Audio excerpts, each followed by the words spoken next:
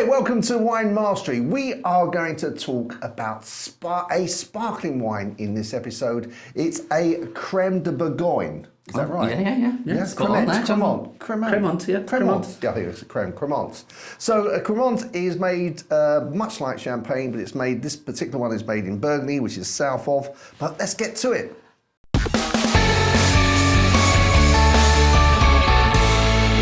So, as I was saying, this wine is made in France. It's not as expensive. This wine only cost £14. So, champagne, I'm imagining this will be the same sort of quality as a £25 bottle of champagne, £30 bottle of champagne, because it's not got the champagne tag. Well, that's it, isn't it? It hasn't got the name. They can't call it champagne, so because of that, yeah, you'll be saving a lot of money. And I love saving money.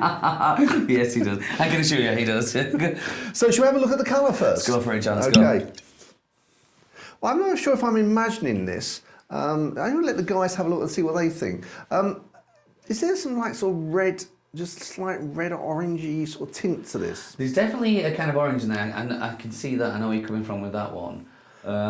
It's not what you'd expect, or not what I expected when it was poured out. I expected it to be very clear and very bright. I'll tell you, it's still bright. It's still bright, yeah. It's just got that more sort of orangey, yellow-orange tinge to it than I would have expected. Yeah, there's something definitely about it, isn't it? Yeah. Okay. Yours looks different to mine.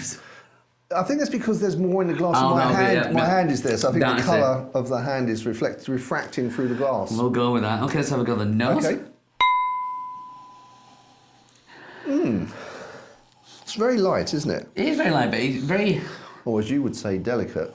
We'll go with that. But it's very inviting as well. It is, yeah. Yeah, it smells delicious. But I'm not quite sure what it smells of, to be honest. It has got that sort of champagne-esque sort of note to it. There is that. I think for me, it's that pear-y kind of... Yeah, I guess that's the closest, yeah. But not a very sweet pear.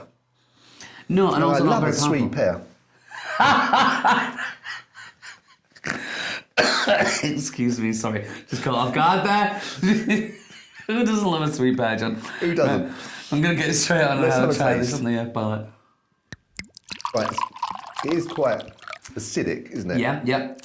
That's quite apparent. But, and I'm not usually a fan of the acidity. It usually gives me heartburn immediately, but I'm taking that quite well.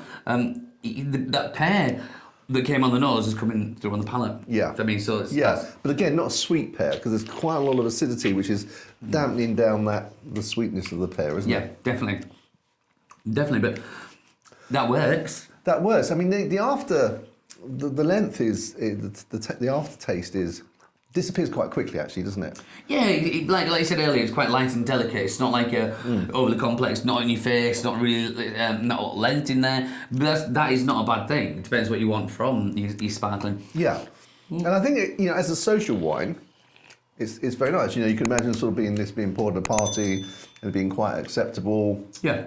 Having said that, I don't think I can feel this acid in my tummy. I don't think I'd want to drink too much of this. Yeah, I know what you mean. For me, it's not quite as bad. And I do generally, as you know, struggle with the heartburn, but I've had my pill today, so everything's fine. But no, I'd be okay with a couple of glasses. I think I'd go for a second glass of that. Yeah. But you wouldn't want to get through a bottle. Whereas no. Knowing you and Paul Roger, if you had a bottle of that, then... That's a different story. Yeah, but that is a different price as well. Oh, it is, yeah. I mean, what, it's £14? Yeah, so if we rounded this up to 15 and you rounded your Paul up to 60, that means you could get 4 bottles of this to your... Yeah, it's a different league. It's a different league. But, no, that's